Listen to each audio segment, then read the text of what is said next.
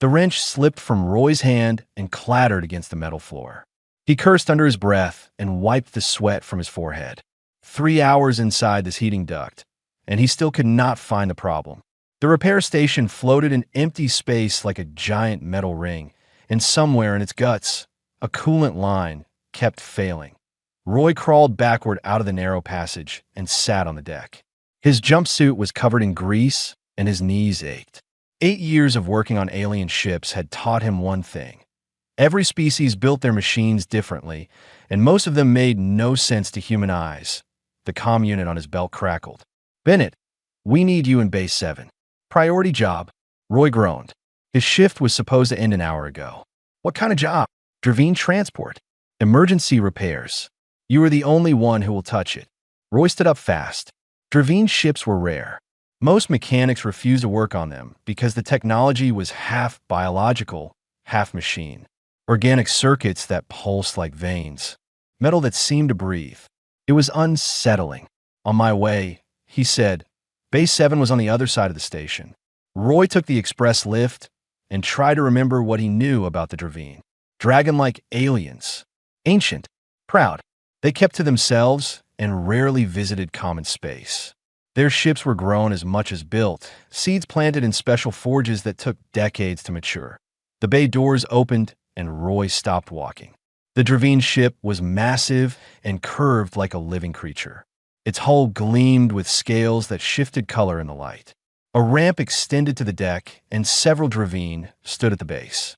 They were taller than humans, covered in scales that ranged from deep crimson to burnished gold. Wings folded against their backs. Eyes that glowed faintly in the dim bay. One of them stepped forward. "You are the mechanic?" Roy nodded.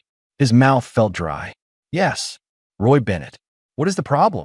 "Coolant system failure in the nursery section. Our engineer died during the jump. We cannot repair it ourselves." The Dravine's voice was deep and rumbling. "Can you help?" "I could try," Roy said. "Show me where." The interior of the ship was warm and smelled like hot stone. The walls were not quite metal and not quite flesh. They pulsed with a faint heartbeat. Roy followed the Dravine through narrow corridors until they reached a sealed door. "Beyond this point is the nursery. Temperature is rising. We have young inside. Eggs." The Dravine looked at Roy with eyes that seemed to see right through him. "Be careful, human. This section is sacred to us." Roy nodded and stepped through the door. The heat hit him immediately.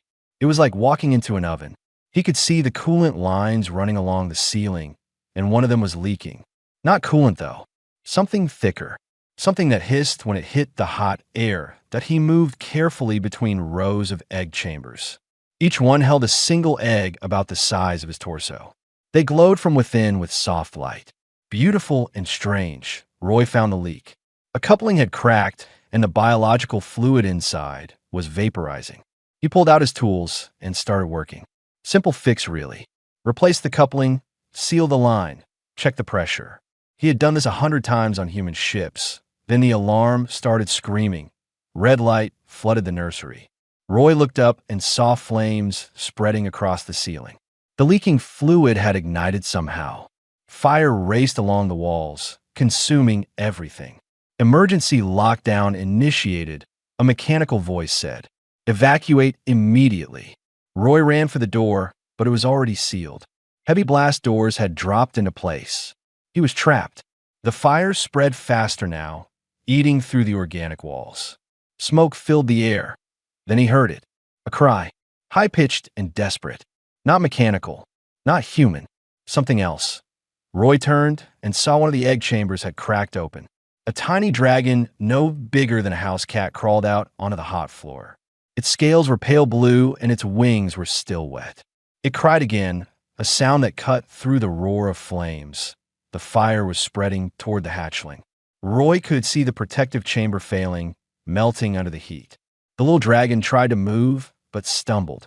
Too young, too weak. Every instinct told Roy to run, to find another way out, to save himself.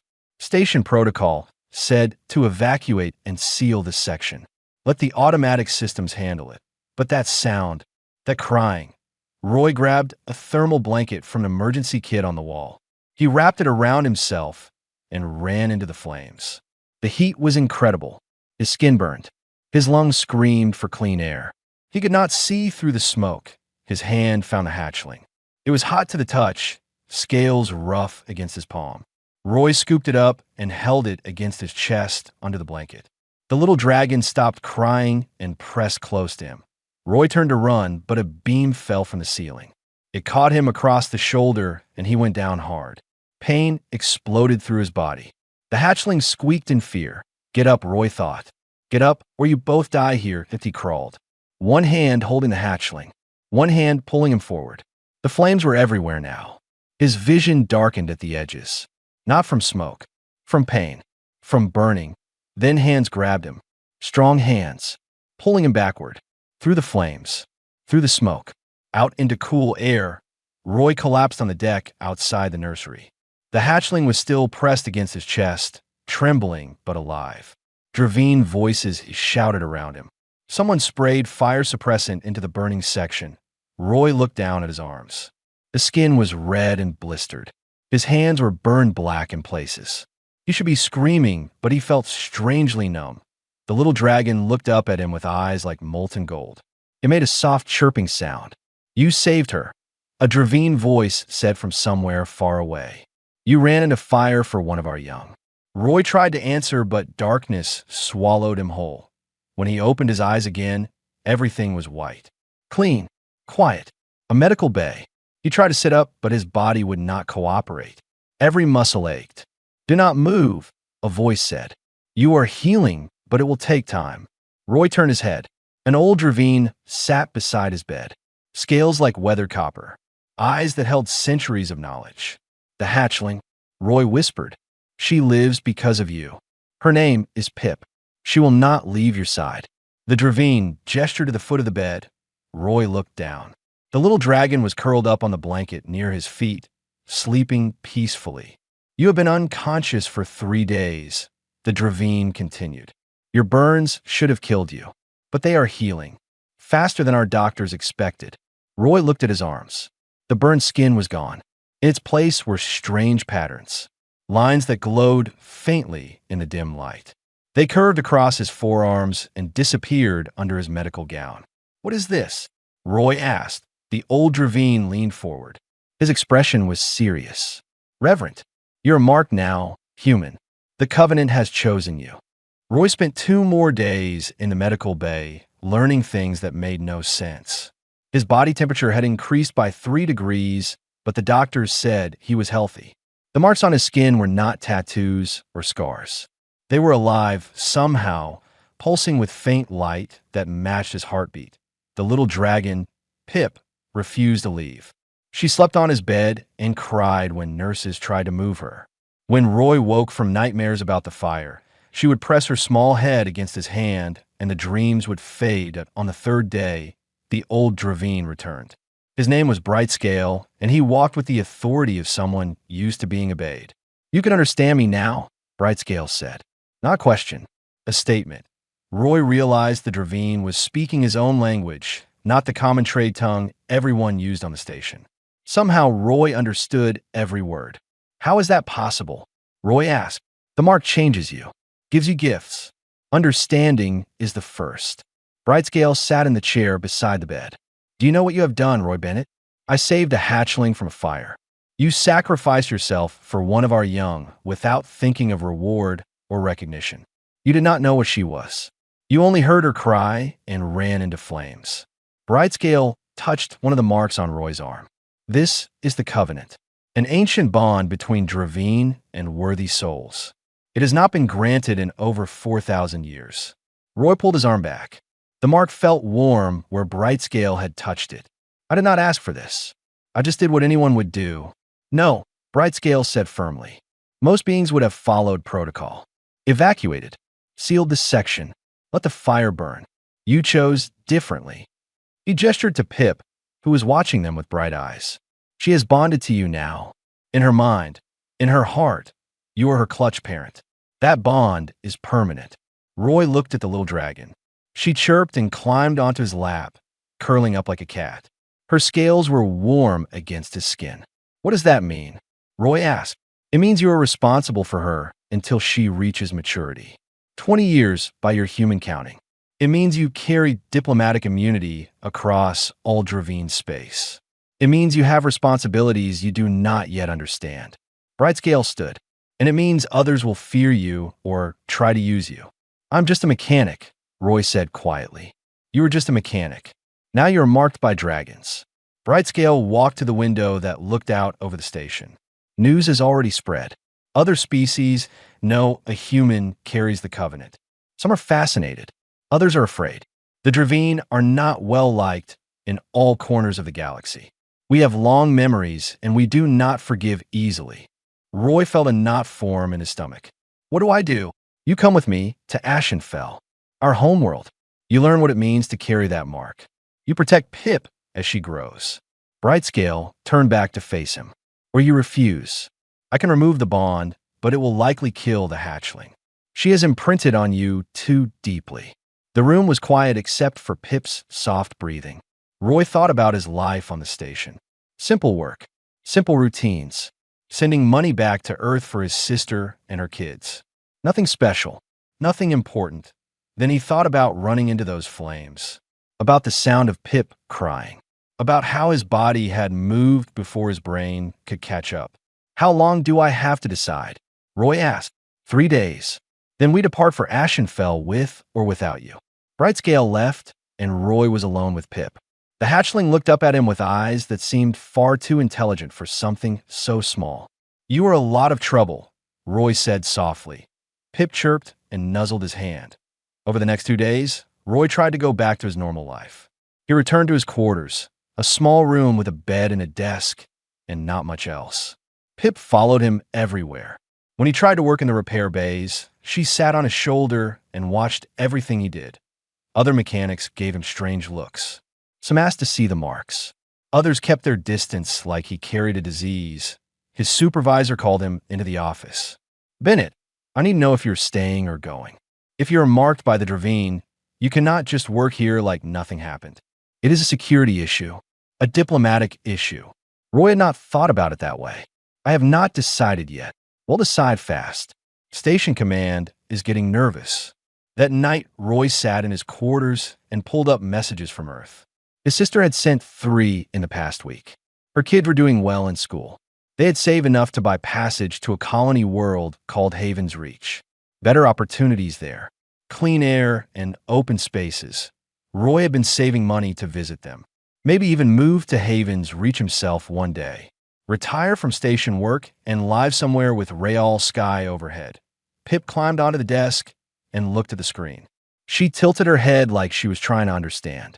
That is my family, Roy said. I was supposed to help them. Pip made a sad sound and pressed against his hand. Roy thought about the choice in front of him. Keep his simple life and let Pip die. Or leave everything behind and step into something unknown. The marks on his arms began to glow brighter. They felt warm, almost comforting, like they were trying to tell him something. Roy made his decision. The next morning, he found Brightscale at the Dravine ship. I will come with you. I will protect Pip. Just tell me what I need to do. Brightscale smiled, showing rows of sharp teeth. Good. We leave within the hour. Gather what you need. Roy packed his few belongings into a single bag. Tools mostly. A few photos. A jacket his sister had given him years ago. As he sealed his quarters for the last time, station security approached him. Roy Bennett, you need to come with us. There has been a development.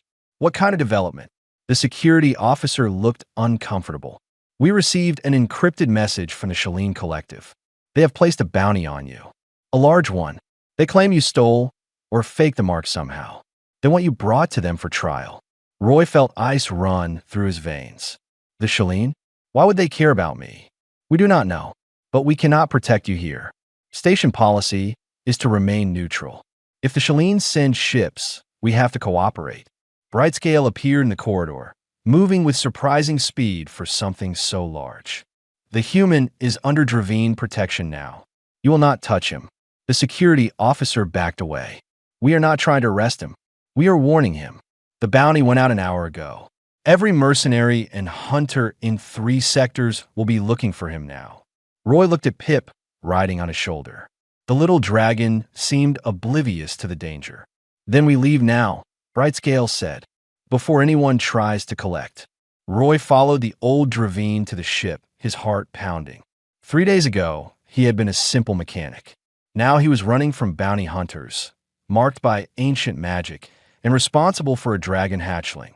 The ship launched from the station and jumped into faster-than-light travel. Roy watched the stars blur past the window and wondered what he had gotten himself into. Pip chirped happily and fell asleep in his lap, completely trusting. Roy touched the marks on his arms and felt their warmth. Whatever came next, he would face it, for her. The journey to Ashenfell took 6 days through routes that did not appear on any galactic map. Roy spent most of that time with Pip, watching her grow stronger each day. She was already twice the size she had been on the station, her scales turning from pale blue to deep sapphire. Brightscale taught Roy basic Dravine customs during the trip: how to greet elders with respect, how to speak about honor and sacrifice, how to move through their cities without giving offense. "You will be tested," Brightscale said one evening as they sat in the ship's common area.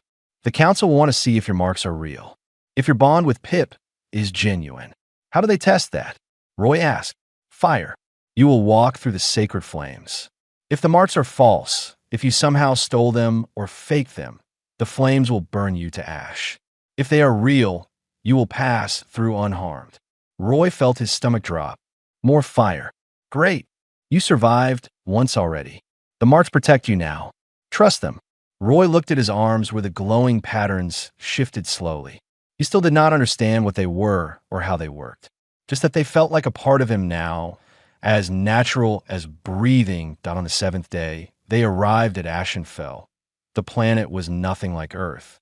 Volcanoes dotted the landscape, rivers of lava flowing between mountains of black stone. Cities were carved into the sides of calderas, buildings that seemed to grow from the rock itself. The sky was orange with volcanic ash, and the air shimmered with heat. The ship landed in the capital city, a massive structure built around an active volcano. Dravine moved through the streets on foot and wing. Some were small like Pip would be when grown. Others were enormous, the size of small buildings, their scales gleaming like metal. Roy walked down the ramp with Pip on his shoulder. The heat hit him immediately, but it was not unbearable. The marks on his skin seemed to adjust somehow, keeping him cool. Hundreds of Dravine had gathered to watch his arrival. They stared at him with expressions he could not read: curiosity, suspicion, wonder. Brightscale led him through the crowd to an enormous hall carved into the mountainside. Inside, a council of elder Dravine waited. 12 of them, each one ancient and powerful. Their scales were scarred from centuries of life. Their eyes glowed like hot coals. "Approach," one of them said. Roy walked forward, trying not to show fear. Pip chirped nervously and pressed close to his neck. "You are the human who bears the mark," another elder said. "The one who saved a hatchling from fire." "Yes," Roy said. His voice sounded small in the vast chamber. "Show us." Roy rolled up his sleeves. The marks glowed brighter in response to the elder's attention. Patterns that seemed to tell a story in a language he could not read, but somehow understood. Sacrifice. Protection. Bond. The elders leaned forward, studying the marks carefully. One of them stood and approached Roy. She was smaller than the others, but her presence filled the room. "I am a Shenwing, Speaker of the Council. These marks are genuine. We can see that." She touched one gently, and Roy felt a shock run through him. "But we must know if you are worthy to carry them." "How do I prove that?" Roy asked. "The trial of fire. You will enter the sacred flames tomorrow at dawn. If you emerge, you will be recognized as truly marked. If you do not—" She did not need to finish. Roy nodded. He had known this was coming. "I will do it." "Good. Until then, you will stay in the Hall of Guardians. It is a place for marked beings such as yourself." Guards led Roy through more corridors to a smaller building attached to the main hall. Inside were rooms that looked lived in once, but now stood empty. Dust covered the furniture. No one had been here in a long time. "You are the only marked being alive right now," one guard explained. "The last one died 300 years ago. A warrior from a species that no longer exists." Roy felt a chill despite the heat. He was truly alone in this. That night, he could not sleep. Pip curled up next to him, but even her warmth could not chase away his worry. He kept thinking about the flames, about burning, about dying so far from home. At dawn, guards came to take him to the trial. They gave him simple robes to wear and nothing else. No protection, no tools, just cloth and his own marked skin. The sacred flames were in a chamber deep beneath the city. Roy walked down endless stairs carved from volcanic rock. The temperature increased with every step. Sweat ran down his back, but the marks kept him from burning. The chamber was circular with walls of black stone. In the center was a pit filled with fire. Not normal fire. This burned white hot and seemed to move with purpose, reaching up like grasping hands. Hundreds of Dravine filled the viewing galleries above. They had come to watch him succeed or fail. A Shenwing stood at the edge of the pit. Roy Bennett, you will walk through these flames. They are not ordinary fire. They burn the soul as well as the body. They will show us your true heart, your real intentions. If you carry the mark through theft or deception, they will know. Are you ready? Roy looked at Pip. She was being held by Brightscale in the gallery, her eyes wide with fear. She made a crying sound that broke his heart. I am ready, Roy said. He stepped toward the flames. Heat washed over him, but the marks on his skin began to glow brighter. They spread, the patterns growing across his chest and back, covering him in light. Roy walked into the fire. Pain exploded through every nerve. Not physical pain, something deeper. The flames dug into his memories, his thoughts, his feelings. They showed him everything, running into the burning nursery. The sound of Pip crying, his hands grabbing her small body, the beam falling, the pain of burning flesh. His only thought, save her, save her, save her. The flames showed his life before. Working on the station, sending money to his sister, dreaming of simple things, never asking for glory or recognition, just trying to help where he could. They showed his choice to come here, to leave everything behind, not for power or fame, but because a small dragon needed him and he could not say no. The flames pulled back. Roy stood in the center of the pit, unharmed.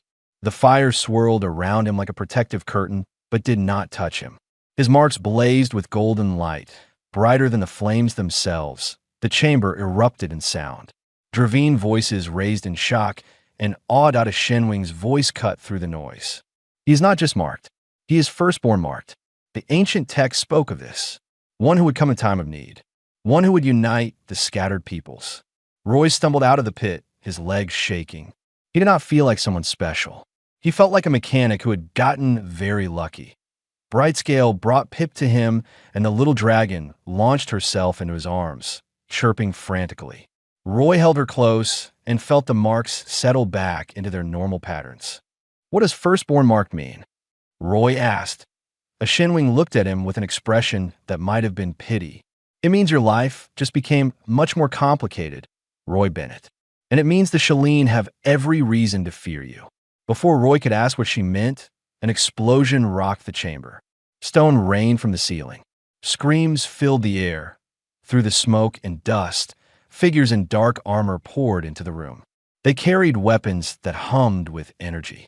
Shalene assassins, someone shouted. Roy pulled Pip close and ran for cover as energy bolts tore through the crowd. His peaceful trial had just become a battlefield. Roy ran through smoke and chaos with Pip clutched against his chest. Energy bolts sizzled past his head, burning holes in the stone walls. Dravine guards fought back against the assassins with claws and flame, but the attackers had surprise on their side. This way, Brightscale appeared through the smoke, his scales scorched. He grabbed Roy's arm and pulled him toward a side passage.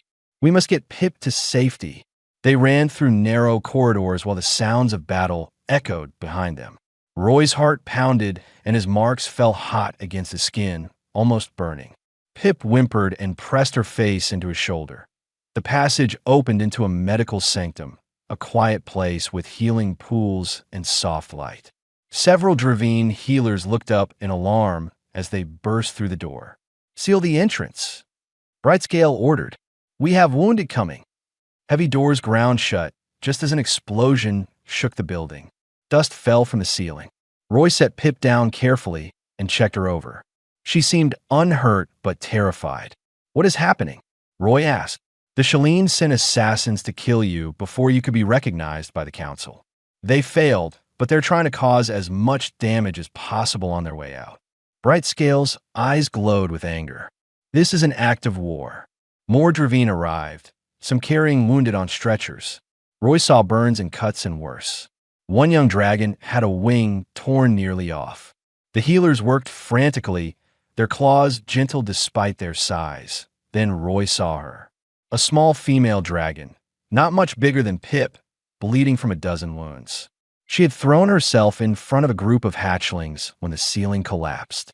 Saved them, but crushed herself in the process. "Help her!" Roy shouted. The healers shook their heads. "Too much damage. We can ease her pain, but we cannot save her." Something inside Roy snapped. He pushed past the healers and knelt beside the dying dragon. His marks began to glow without him willing it. Heat poured from his hands. "What are you doing?" Brightscale asked. "I do not know," Roy said honestly. His hands moved on their own, touching the dragon's wounds. The marks spread from his skin to hers, golden light flowing between them. He felt her pain like it was his own. Felt her life fading to... And oh, Roy thought. Not today. You saved those kids. You did not get to die for it. The light intensified. The healers stepped back, shielding their eyes. Roy felt something pull from deep inside him, some reserve of strength he did not know he had. The marks drank it eagerly and poured it into the wounded dragon. Her breathing steadied. The worst wounds began to close. Not fully healed, but no longer fatal. Roy collapsed backward, exhausted. His vision swam, and his body felt like lead. "Impossible," one healer whispered. "The firstborn marked can share their life force with others. We thought it was just legend." Brightscale caught Roy before he hit the floor. "You fool. You could have killed yourself."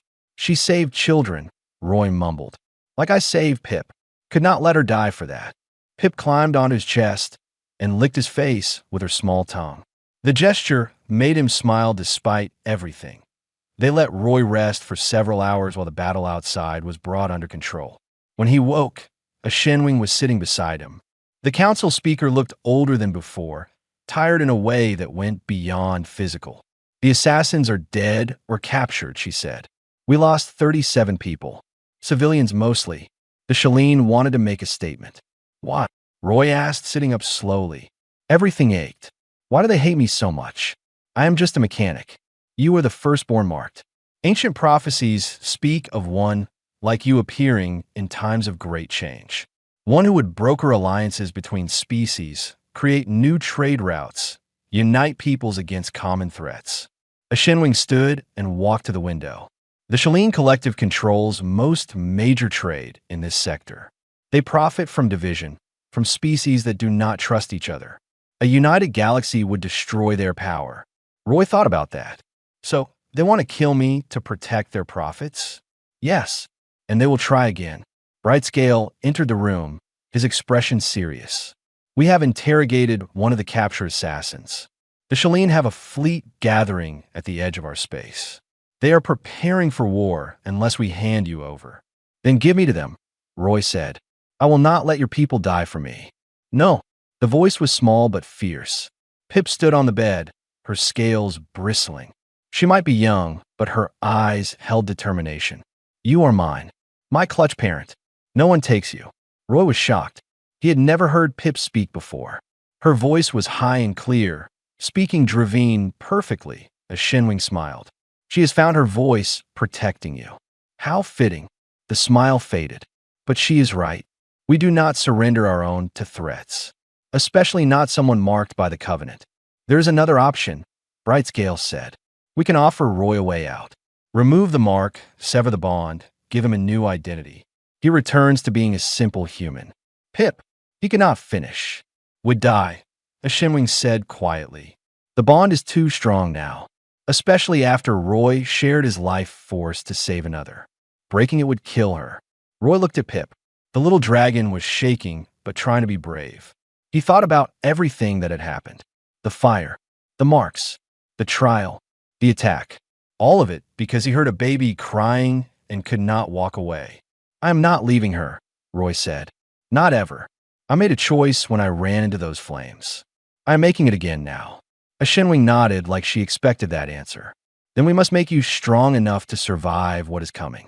You saved one of our warriors today with your gift, but you nearly killed yourself doing it. You must learn control." "There is more," Brightscale said. "We discovered something about Pip while running genetic tests after the attack. She is not a common hatchling, Roy. She is the last surviving member of the royal bloodline. Her clutch was destroyed in a plague 10 years ago. We thought they were all dead." Roy stared at Pip, who looked back at him with innocent eyes. "Royal? You mean she's a princess? She'll be queen one day, if she lives long enough to mature. Which means you are not just her guardian. You are regent to the future throne of our people." Roy lay back on the bed and covered his face with his hands. A week ago, he was fixing coolant lines. Now he was regent to dragon royalty and marked for death by an entire mercantile empire.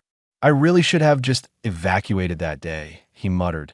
Pip climbed onto his chest and chirped. Roy felt her warmth and her trust and knew he would make the same choice again no matter what. Over the next 3 days, Roy trained with Brightscale.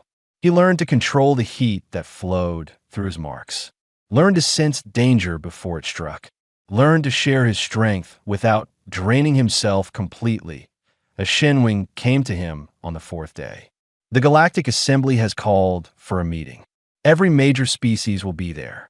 The Shalene have accused you of being a fraud, of stealing the marks through illegal technology. You must go before the Assembly and prove your authenticity." "How do I do that?" Roy asked. "By being exactly what you are. Honest, brave, willing to sacrifice for others." She handed him formal robes in Dravine style. "You will represent our people there. Show the galaxy what it means to carry the Covenant." Roy looked at the robes, then at Pip sleeping peacefully in the corner. He thought about his sister on Haven's Reach, about the simple life he left behind, about the impossible situation he was in now. "When do we leave?" he asked. "Tomorrow." "And Roy?" A Shinwing met his eyes. "The Shalene have invoked an ancient law, trial by combat. If you refuse, you are automatically judged guilty. If you accept, you must face their champion in unarmed combat before the entire galaxy." Roy felt ice run through his veins. He had never been a fighter, just a mechanic with a good heart.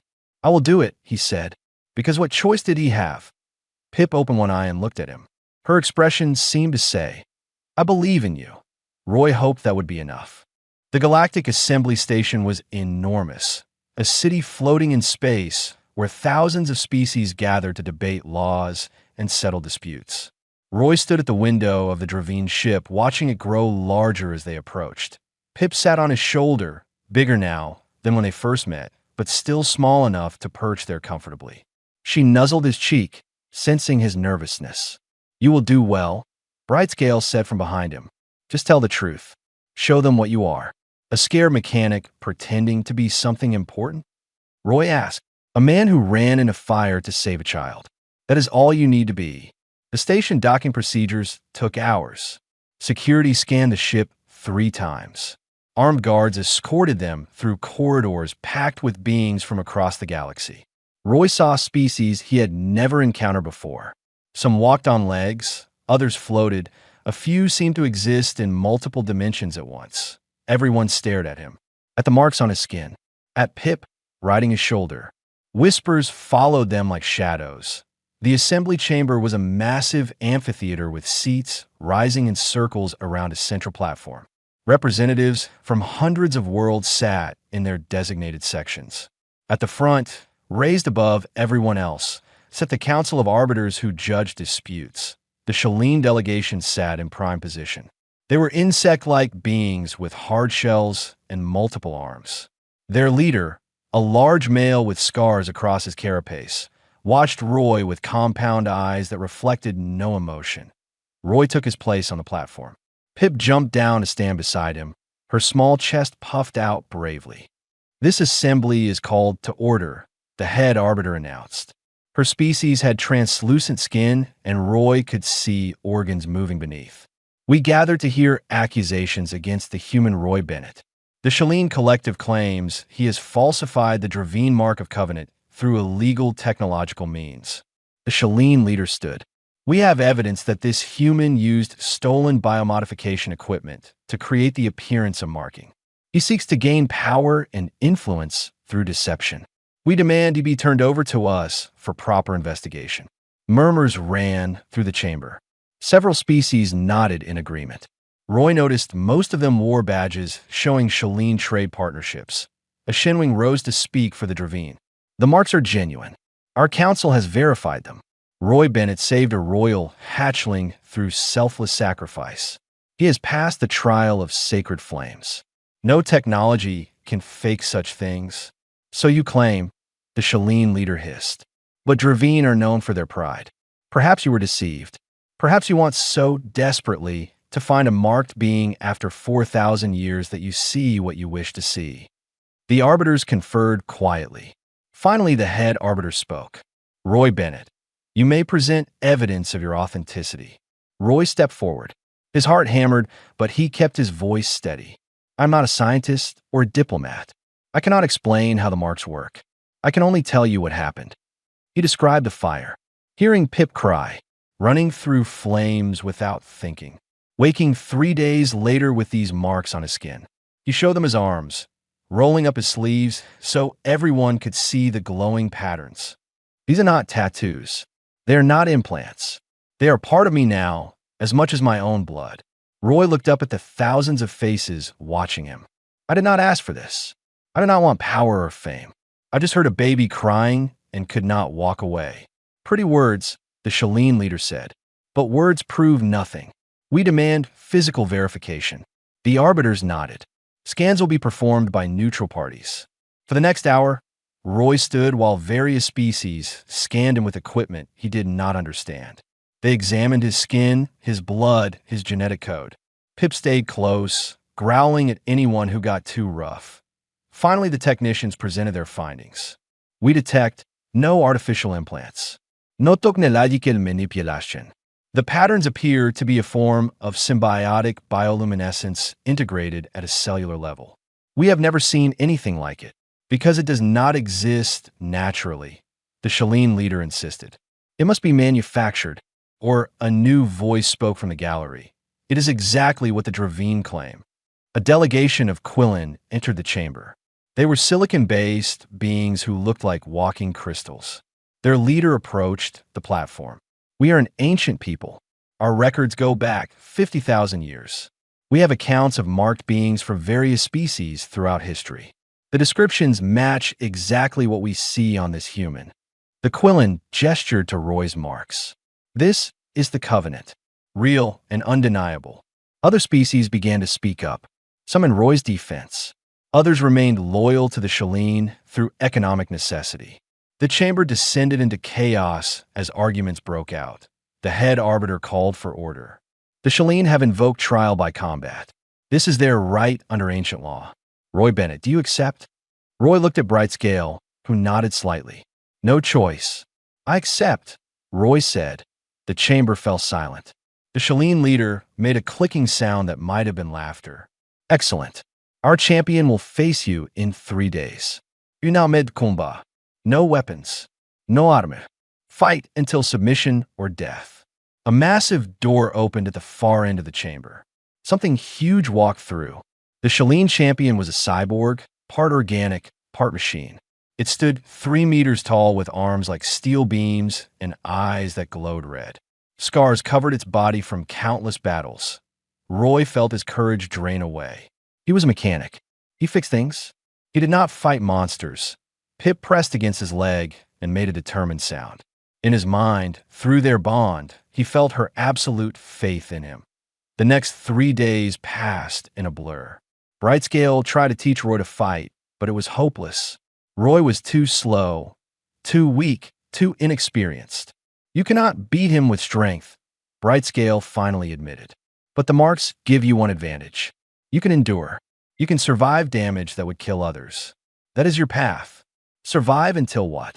Roy asked after another training session left him bruised and exhausted. Until he makes a mistake. Until he exhausts himself. until the galaxy sees that you do not quit no matter what. Roy understood. This was not about winning through violence. It was about proving his character, about showing that the marks chose correctly. That on the third day, the assembly chamber was reconfigured for combat. A circular platform in the center. No videos. Billions watching across the galaxy through live broadcast. Roy walked onto the platform wearing simple clothes. No protection. His marks glowed faintly in the harsh lights. The champion entered from the opposite side. Up close, it was even more terrifying. Hydraulic muscles. Reinforced skeleton. Combat protocols running through artificial synapses. The head arbiter spoke. This is trial by combat.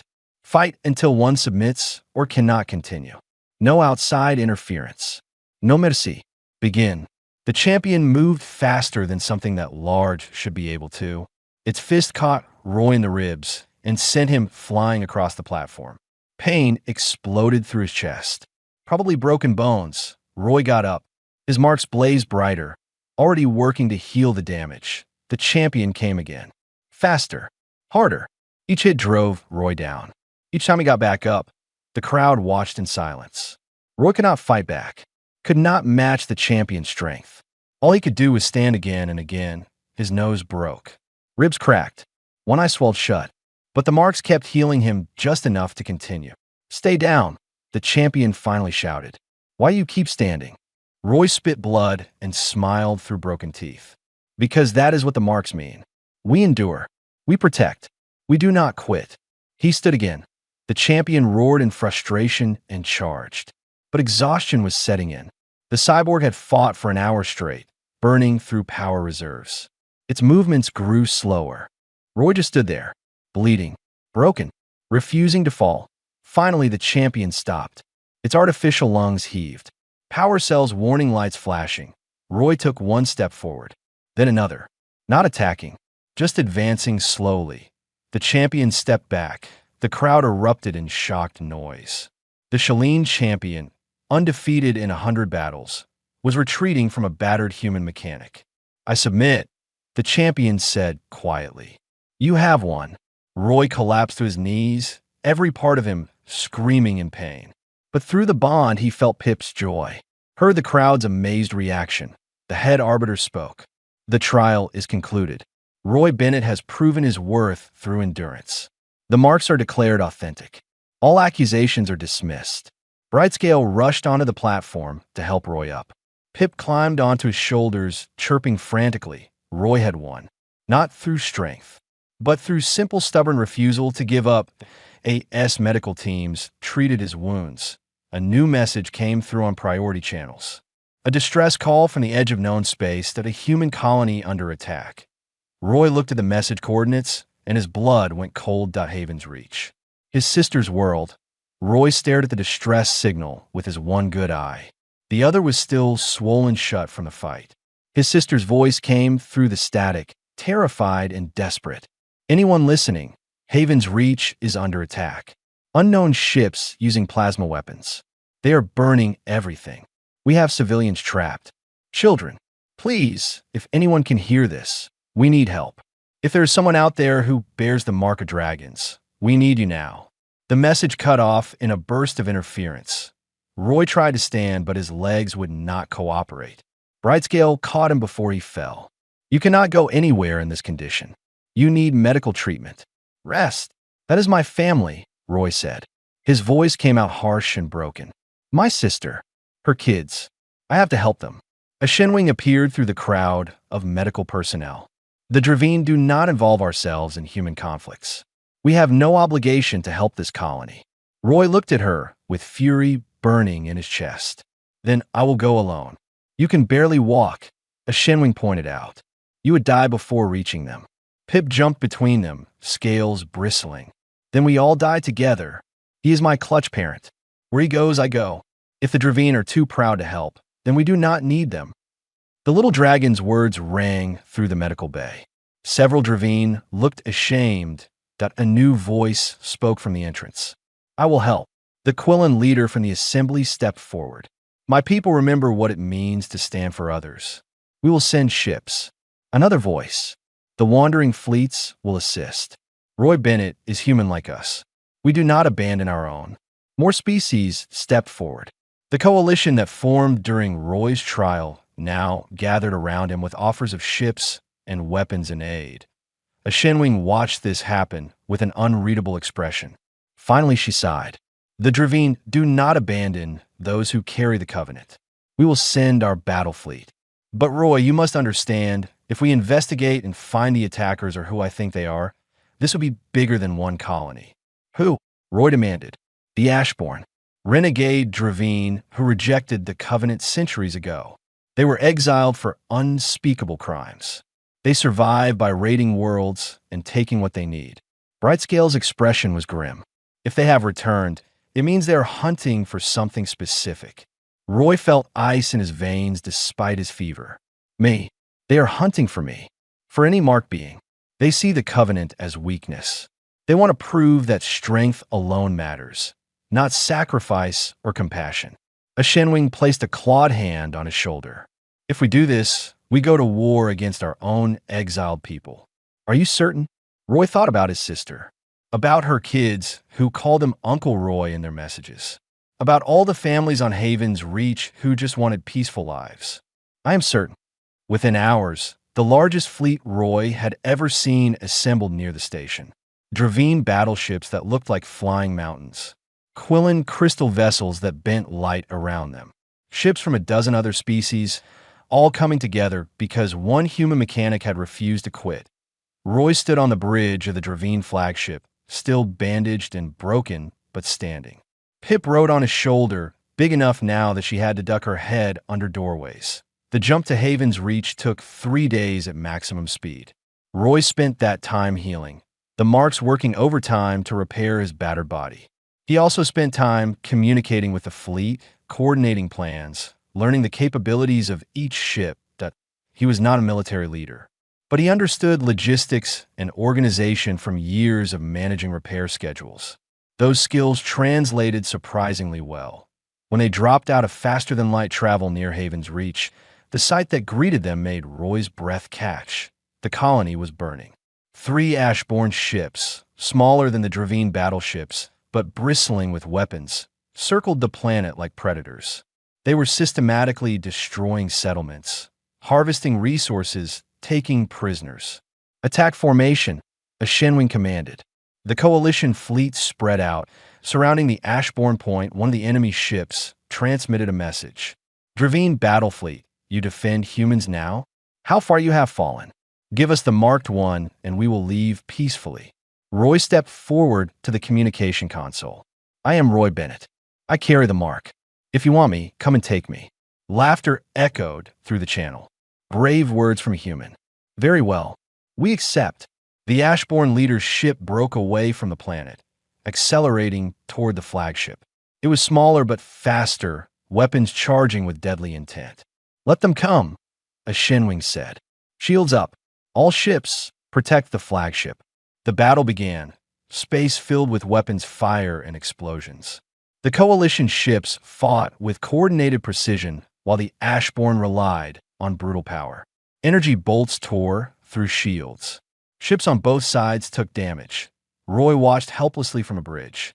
This was not something he could fix with a wrench and determination. Then proximity alarms screamed. The Ashborn leader's ship had broken through the defenses. It was on a collision course with the flagship. Brace for impact, someone shouted. The ship shook as the Ashborn vessel slammed into their hull. Boarding pods punched through the armor. Armed Ashborn warriors poured into the corridors. They want me, Roy said. I will not let others die for me. He ran toward the breach point before anyone could stop him. Pip flew beside him, no longer small and helpless, but a young dragon with sharp claws and determination. They met the Ashborn in a corridor filled with smoke and sparking cables. The renegade Dravine were larger than normal ones, augmented with stolen technology and twisted by centuries of violence. Their leader stepped forward. So the marked human comes to us. How convenient. Roy's marks blazed with light. Power flowed through him, stronger than ever before. The trial, the healing, the endurance, all of it had been building to this moment. You are wrong about the Covenant, Roy said. It is not weakness. It is the strength to protect others, even when it costs you everything. The Ashborn leader lunged. Roy met the charge not with violence, but with purpose. His marks spread light through the corridor, blinding and beautiful. Pip breathed her first true flame, a stream of fire that forced the other Ashborn back. Roy did not try to kill. He defended, blocked, endured. Every strike the leader threw, Roy absorbed and healed from. Every attempt to break through to the bridge, Roy stopped. The other Ashborn warriors watched their leader grow frustrated and exhausted. Watched a human mechanic stand against their strongest fighter without hate or rage. Just steady, unwavering protection. Finally, the Ashborn leader stopped, breathing hard. Why do you not fight back? Why do you not try to kill me? Because that is not what the marks mean, Roy said. They are not about destruction. They are about saving people. Even people who do not deserve saving.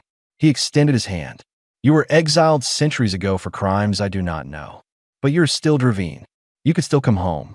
Choose differently. The leader stared at Roy's hand. For a moment, something like hope flickered in ancient eyes. Then it died. Too late for us, the leader said quietly. But perhaps not for them. He gestured to the younger Ashborn warriors.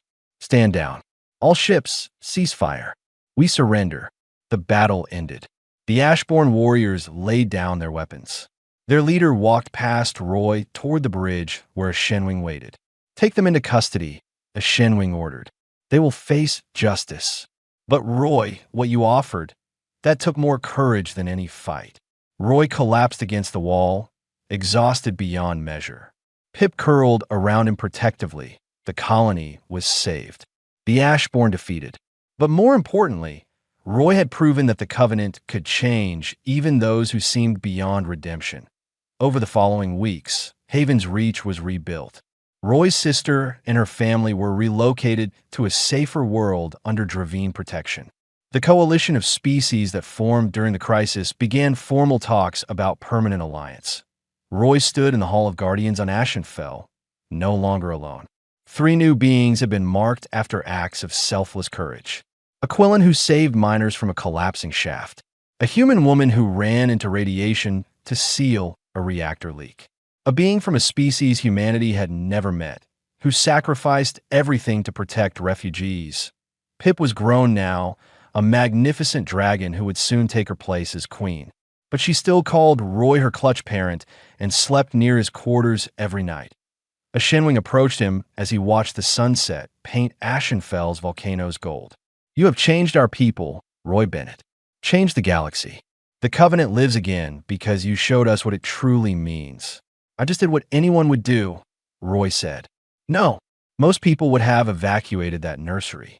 Most people would have stayed safe. A Shenwing smiled. You are special precisely because you do not see yourself as special. That is the heart of the Covenant. Roy looked at the marks on his arms, now settled into permanent, beautiful patterns.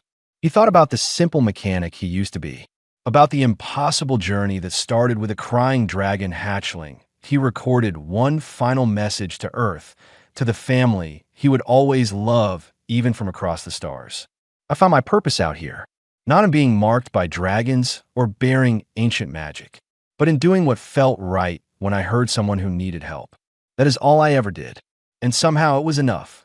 He sent the message and watched Pip practice flying over the city, her scales catching the light like sapphires.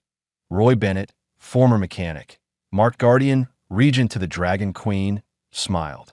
He was still human, still the same person who ran into fire without thinking, and that he finally understood was exactly what the galaxy needed.